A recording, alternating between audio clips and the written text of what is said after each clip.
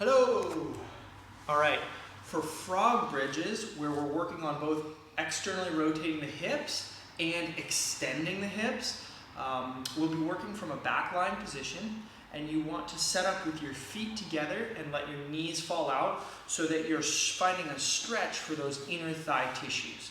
Now, if this exercise just doesn't feel good for you, let us know and we'll be happy to swap it out for one that does. But the goal here in this drill is to start by turning your abs on, brace your spine so that your spine doesn't move when we start to lift the hips. Second, you're going to try to pull your knees outward, almost like you're trying to touch the outside of your knees to the floor. Once that contraction is clear, then begin squeezing your butt to try to lift your pelvis. You might be able to squeeze and get no lift. That's okay to start. You also might be able to get a lot of lift, which is good too. Just make sure you're not letting that spine extend. Yes, like that. Perfect. Okay? So go ahead and do the reps and sets indicated. We also might ask for a few variations.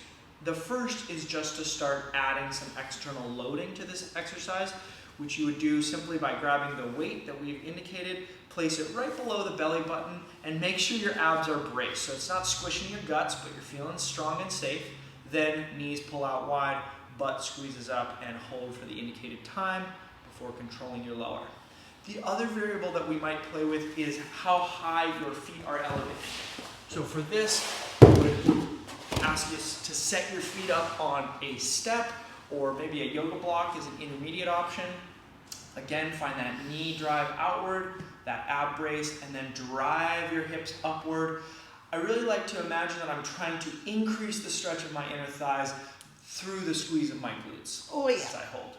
And then go ahead and lower with control. Don't have to imagine. You can just feel it. Go ahead and do it. All right. Give those a shot. Let us know how they go, and see you soon.